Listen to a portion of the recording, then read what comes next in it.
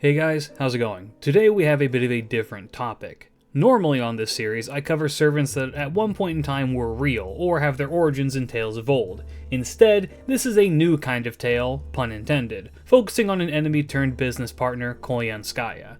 If you could believe it, this devilish fox has no real historical precedent, outside of being associated with Daji, the concubine who led to the fall of the Shang dynasty, though Daji herself is not actually a part of Koyan. Today we will be looking through the in-game narrative talking about the pink fox who saved the color red and her sister the goddess of animals and wannabe beast. Let's dive into the Koyanskayas. We need to begin with a starting point, the 30th of June, 1908 in Siberia. A massive meteor explodes above the Siberian tundra, leveling a butterfly-shaped impact among the trees. While no humans were known to have been killed in this blast, though some accounts claim that at least 3 did, it is safe to assume that any animal in the area would have functionally been vaporized, charred, or blown apart by the sudden impact. Now, a concept that you may be familiar with if you are paranormally inclined is the idea that a sudden tragic death can lead to the creation of a vengeful spirit. The souls of these obliterated beasts were angered by their sudden deaths and blamed humanity for its mistreatment and of the environment for it. The words specifically used were animals who had been oppressed by humanity. Ironically enough, the Tunguska event was a natural phenomenon, so this anger was completely misplaced. Regardless, these angry spirits all combined into what we now know as Koyanskaya, who first appeared as a nature spirit. Her spirit origin was lacking and infantile, and so she remained in a state at the epicenter of the blast until she was approached by the heroic spirit Dobrynya Nikitich, summoned by the land as a response to the massive devastation and due to her own connection with sun gods. Here she found the child and named her Yaskaya, but could do little more than care for her for a time before vanishing. Though barely cognizant, the young Yaskaya did realize that she had received a name, though whether she recalled it properly or realized what the name was to be seen. Under normal circumstances, she would have simply up and vanished after this, having no real supply of magical energy and no true purpose, simply a conglomerate of rage-filled spirits destined to scatter into the wind like so much ash. But instead, she became dormant. Her spirit rested where it was until she was reborn in the year 2017. On the 1st of January 2017, we, the protagonists of FGO, defeated Geisha, restored the incinerated humanity back to normal, and most importantly for Koyan, the beast of humanity that was primate murder, aka Foe, used up all of its power in order to resurrect MASH. As we were having our heartfelt reunion and mourning the loss of Ramani in the wilderness of Siberia, the spirit dormant for over 100 years awakened. It was a juvenile beast of humanity, stepping up to take the place of the now powerless Beast 4. Having no proper solid form, this spirit took on the guise of Tamamo no Mai, inspired by them being beasts that are meant to take revenge on humans. She then recalled her name, albeit incorrectly, as Koyanskaya, and set off with the ultimate goal of eliminating humanity. To this end, Koyanskaya sought to conquer the greatest evil and utilize its dreaded machinations to her own end: capitalism. Nine Fox Foundation, aka NFF Services, began with a single transport company on the verge of bankruptcy. Koyan bought it out and under her guidance was able to make it prosper. Using this success, she then bought up various fashion, food, IT, financing, steelwork, and advertising companies, growing her own company even larger. This was known around the world as Global Kichi Business Consultants, becoming famous for achieving all of this success in just 3 months. With this framework, Koyan then began funding something with a bit more oomph: a private military service that became renowned for its efficiency. This was due in large part to Koyan being the main soldier, and her might as a beast candidate would overwhelm even a great army. That said, she did have soldiers, weapons, and military might at her disposal as well. Her weapons are made by a Russian-based subsidiary called Tamamo Heavy Industries. Sometime between the founding of NFF and her meeting with Gordolf, Koyan was approached by the alien god. Rather than seeking to wipe her out, instead they entered into a business pact. The alien god's whims would align with Koyan's, and she could make some serious cash on the side as well. Plus, if the alien god or Chaldea wiped each other out, Koyan could swoop in and claim victory for herself. Thus, these two parties would not attack each other. Another thing of note that happens in this time is that Koyan became inspired to be like Hugh Hefner. That sounds like a joke, but it's in her Bonsai. In fact, this probably happened in her first month of being alive. She saw an issue of Playboy, saw some bunny girls, and saw the man who had everything a man could ever want, and she admired him. The only human she ever admired.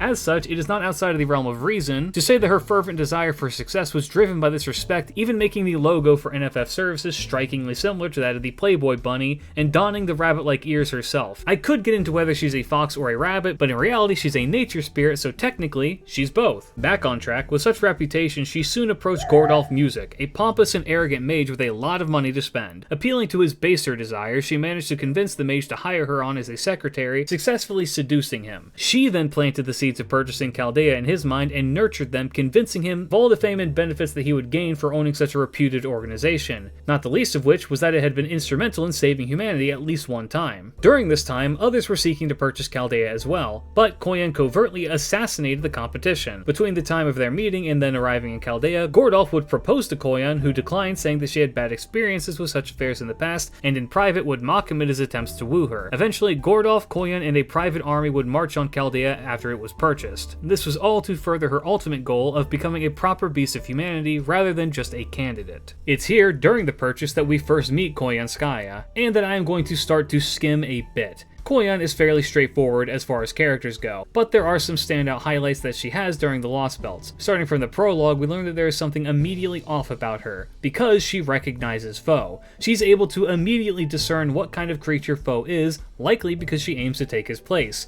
To this end, she actively abuses him, crushing him under her foot and extracting information from us in return for his safety. After she betrays Gordolf, she, the Oprichnik, and Anastasia massacre the residents of Chaldea mercilessly, taking none as prisoners and actively freezing the entire facility. We next encounter her in the first Lostbelt, where she is both a commander of the Oprichnik and also a saleswoman. She has been selling food to the Yaga for an astronomical price, for no more reason than to satisfy her own sadism. She actively encourages the Yaga to kill each other for money in order to survive. It is here that we get one of our first peeks into her true nature. Koyan, by all accounts, could and should have just killed us in Lostbelt 1. She had the means to do so, and with our only servant Mash being in a weakened state, she could have just done it with ease. Instead, she lets us live under the pretense of wanting to see if we will be able to stand up against Kadok. In other words, as mentioned prior, this is her way of letting two potential enemies eliminate each other, or at the very least, weaken each other. With this, she takes her leave. However, at some point she encounters a lone Yaga who she absorbs into herself, stealing their DNA, which will be relevant later. In Lostbelt 2, we see her mostly harassing Ophelia, sadistically taunting the mage for being friendless and lacking in devotion, and easily discerning the identity of her own servant. Even near the end of the Lostbelt, she continues this by mocking Ophelia's sacrifice of her mystic eye. She takes her leave from this Lostbelt soon as well, but not before absorbing a giant Jotun into herself. In the story after the plot of Lostbelt 2, the surviving Chaldeans have reached the lone island known as the Wandering Sea and have sought refuge there. This is a place normally completely undetectable from any form of sight, save for certain extreme conditions. Koyanskaya manages to infiltrate this highly secretive place through a connection that she had with Gordolf. Specifically, he had kept a stick of lipstick that she had given to him during her seduction, and this formed a link between the two, giving her access to the Wandering Sea. Here, she planted a poisoned cake and a note meant for the Master of Chaldea, who ate half, put it away, and then Gordolf ate the other half. This would have normally killed the consumer, but being a half dose spared the pair some time. Koyan was detected and attempted to personally deal with the Master of Chaldea, but was repelled and revealed her plan. It was also revealed that the antidote was currently only found in the Chinese Lostbelt. Thus, the Chaldeans made their way there. In this Lostbelt, Koyan presented herself before its ruler, Qin Shi Huang, telling him of the arrival of the Chaldeans and accusing them of bringing monsters that consumed the populace. It is here as well that she meets up with Hinako, or as we know her, Yume Ren. Hinako reveals that she knows that Koyan has been trafficking monsters from other Lostbelts with her and releasing them, something that Koyan claims is a part of a long-standing project of hers. This too will become important later. Koyan serves as something like a counter-voice to Qin Shi Huang, often remarking how he doesn't seem to view Chaldea as a proper threat, to which the Emperor, who constantly says her name wrong, confirms.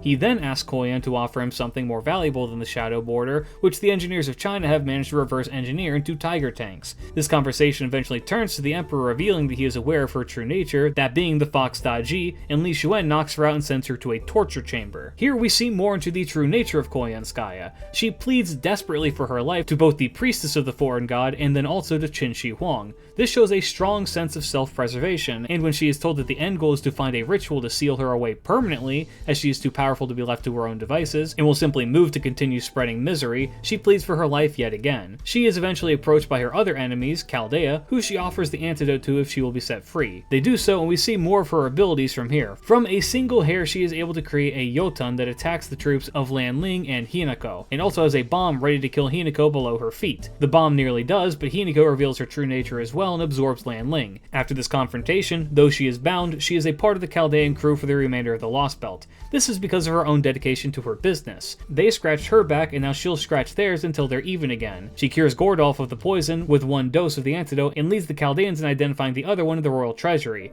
It is here as well that we find the first indication that Koyan doesn't actually hate humans. She explains that she actually likes humans best when they are following their whims and desires. This is important because one can't become a beast of humanity if they hate humans. They have to love them in a twisted sort of way, and this is integral to this point. After getting the second antidote, she directly leads the Chaldeans to Yu and Zhang Yu, in hopes that they will kill each other before taking her own leave. This fits with her own personality as well as the contract, because now she has completed her end of the deal. At the end of the Lostbelt, she has left the antidote in the Master of Chaldea's room, finalizing these details. At some point in Lostbelt 3, she found a tiger tank and absorbed it as well. In Lostbelt 4, Koyan is continuing her sadistic streak by spiriting away items of people who Argent deletes and then leaving them around where their loved ones can find them so that they can despair at not remembering what they lost. She also acts as a ferry for David and his servants to visit the Lostbelt. She is then approached by Ashvathaman, sent to kill her by Argent Alter for her sadistic ways and for fueling the resistance. Koyan loses the fight despite her arrogance, likely in part because Doan had supplied Ash with extra firepower. Needing to escape the Lostbelt, she attempts to leave on her own but finds herself too weak to do so, and she can't activate her tails as they will transform her in an incomplete state. As such, she scrawls a sign asking to be picked up by the Chaldeans who are passing by, and encourages them to do so by showing them that she will suicide bomb herself in a blast that will also kill the Chaldeans if they choose to refuse.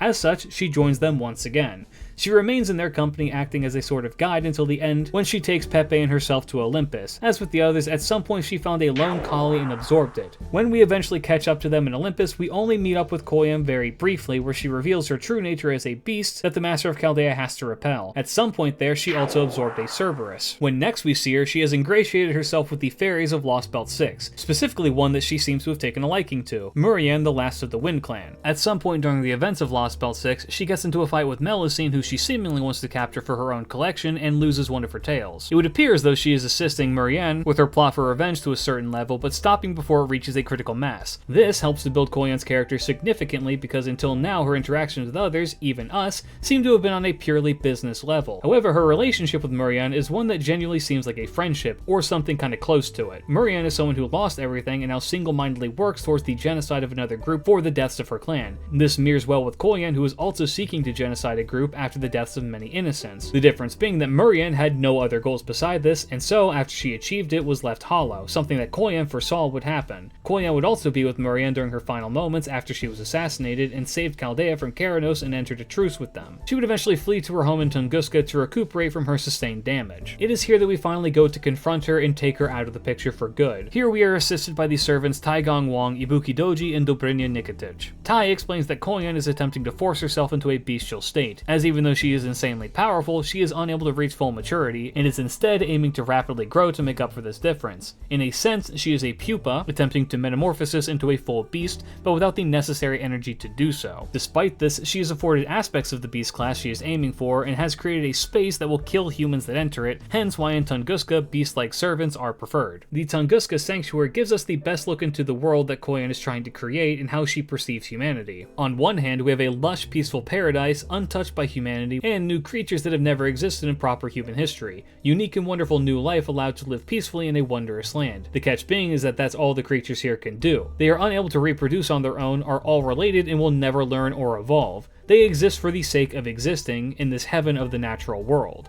On the other hand is the Dead Zone, a place of constant death where war beasts with guns fused to their bodies shamble around in an endless cycle of violence and killing. One is a land with no humans, and the other is a land of humanity's violent nature and ceaseless slaughter. We also learn about a number of other interesting beings in Tunguska, the Lost Weapons. The known ones are Ivan from Lostbelt 1 and Sutter from Lostbelt 2. That said, these are not full recreations or complete copies of the individuals, but more so something akin to an automated defense system that repel invaders with the power and force of these beings. Among these other non-original creations are the generic copies of the creatures that she had taken from the Lostbelt and made into her tales. Yaga from Russia, Jotun from Scandinavia, tiger tanks from China, collies from India, Cerberus from Greece, and Moors from Britain. It is unknown what her seventh tail would have been, though it can be suspected that this was her original tail or something to that effect. What's worth noting about this is that while she has taken the genetic DNA, she has also gained a level of magical energy equivalent to a Lostbelt that the DNA originated from, meaning that she has the magical energy of 6 Lostbelts at minimum. As for the species themselves, they tend to stay in groups of their own kind and serve as a direct bodyguard to Koyan's home at the epicenter of the Tunguska crater. I'm going to skip over the whole Taigong Wang thought that she was Daji but was wrong part of the Tunguska story because we already established that at the start of the video. But an interesting note is that while he does confirm that this is in fact not Daji, aka Tamamo, aka Amaterasu, he does say that he is absolutely certain that she is instead a shadow of them. Note that this is not an aspect of Tamamo like Arya or Kat, but a shadow, a dark reflection that takes the shape of what a light is cast upon. Koyanskaya is simply filling the mold of Tamamo without being Tamamo. After we have cleared our way to the epicenter of Tunguska, we find Koyan's residence and place of business, the NFF Services headquarters. Here we are greeted by the anthropomorphic rabbit man PB, who shows us no hostility and escorts us to Koyanskaya. PB is fascinating because while Koyan claims to hate humans, she modeled an attendant after them who is capable of speech and acts as a butler. He leads the party to Koyanskaya, and when we ask why she made a creature like him, when she hates humans so much, she says that she does hate them, but that she doesn't view them as without value. Things like respect and courtesy, that are exclusive to human nature, are valuable in her eyes as they make humans different from beasts. For treating PB as we would any other person, we see a rare glimpse of Koyanskaya actually being grateful. After this brief moment of respite, we return to discussing hostilities with Koyanskaya, who says that while there are virtues with humanity, the sins that they commit far outweigh them, and thus the species must either be destroyed or reined in. She confirms to the heroes that she is disgusted by the amount of destruction, waste, and consumption that humans go through, even devouring their own planet for their own gain. As such, she wishes to take the last moments of humanity and sell them for auction to the rest of the universe, lamenting at what a low price she will receive for them. After this, Koyan evolves into her six-tailed form, whose very appearance and presence is enough to kill anything related to humanity, which it would have done had it not been for Taigong Wang's magic. Koyanskaya is then revealed to be a different kind of beast to us. While she is composed of the souls of anguished animals killed, she herself simply smiled at their deaths. She was, after all, a walking disaster, and though she was made of nature, sided not with it or humanity, but rather on her own side. Except that there was one thing that helped to tip her scales in one direction: happiness. Humans deviated from the natural order of things by choosing coexistence without direct benefit aside from enjoyment. Procreation for joy rather than need, happiness for the sake of happiness. Or in a word, cherishment. Koyanskaya couldn't understand or comprehend why humans would operate in such a way that goes against what is the norm in nature and was confused by it. She concluded that to cherish something was evil, as it could change the fundamental balance of nature, and as such, humans, too, were evil. To understand cherishment, Koyanskaya, a solitary existence, attempted to make herself a mother goddess in the fashion of a nine-tailed fox, absorbing life into herself and then being able to birth it from a single hair of her tail. After we fight her and revert her back to normal from her beast form, both parties find that they are in a stalemate. If we kill Koyanskaya, it's possible that the entire Tunguska Sanctuary will effectively implode on itself, killing everything in its path. If we let Koyanskaya live, she'll eventually continue to grow as a beast until eventually she matures into one. This is where Taigong Wang deciphers an aspect of Koyanskaya that she herself seems to have ignored. The word hate is thrown around by her and her feelings for humanity, but one can't be a beast by hating humanity, which is why Doman failed to become a beast at all. Instead, her true feelings towards humans are apathy, an inability to care for them one way or another. If her true goal had been to eliminate humanity, then she herself would have had no need to collect life from the Lostbelts and make it into a new life in her own sanctuary. Her true goal is to create a world that she herself can cherish, to understand that human emotion, and if humanity dies out in the process, well, then that's just the order of things. With this in mind, Tai proposes a third option where everyone survives. If her concern is humanity destroying the natural order, then she must go to the one place untouched by humanity: space! Using the basis of Noah's Ark and the World Egg mythos, Tai proposes that he temporarily seal Koyanskaya away into a much more condensed form, along with the entirety of the Tunguska Sanctuary. Once human order is restored, this egg will launch into space where Koyanskaya can do whatever she wishes, be it continuing her pursuits of becoming a beast, or finding a planet with which she can truly become a goddess of cherishment. She is unable to leave now, as the Tree of Emptiness's branches will not allow the launch. While initially perplexed and skeptical by the proposal, Koyan gives in, but on one condition. Should she determine that Chaldea is unable to uphold their end of the bargain in restoring human order, she will immediately release herself and continue expanding her sanctuary, but for now she will simply rest and watch. Thus, Koyan and the Tunguska Sanctuary are sealed away. Presumably at the end of Part 2, unless something new happens, Koyanskaya of Light and Koyanskaya of Dark should leave humanity and no longer be around in Chaldea. Speaking of, some of you are probably wondering how Koyanskaya of Light and Dark are different. To put it plainly, they aren't. They are two aspects of the same Koyanskaya. After the events of Tunguska, these two aspects become summonable in Chaldea and members of the security organization as summoned servants. The Koyan we deal with in the Lostbelts is one singular Koyan. After being sealed, these two aspects of herself were permitted to leave. Koyan of Light is the part of her that respects humanity to a degree, and Koyan of Dark is the side that loathes humanity. These two operate separate of each other, much in the same way that we see, say, Martha and Santa Martha interact. For those curious as to why this breaks continuity with Koyan of Light being summonable before Tunguska. Remember that characters like Castori were not story relevant for a year after their release. Koyan of Light continues to operate independently as a private military contractor, much as she did before being sealed, and why she's able to show up in Lostbelt 7. I won't really go into what she does in Lostbelt 7 just because it doesn't really expand on her character anymore, but it does show that she is still influencing the world, and is willing to fight on the side of humanity because that's how she's going to inevitably be freed. All in all, Koyan is an interesting character to see grow over these last few years. She starts as an irredeemable villain, and as time goes on has become a fan favorite recurring character in each chapter. The writers have done well to pace her storytelling and giving her room to grow without ever feeling like she's truly breaking character. Even when she is on our side throughout the Lostbelts, we always know that something more is going on, but so long as you are in contract and paying her, she won't immediately betray you.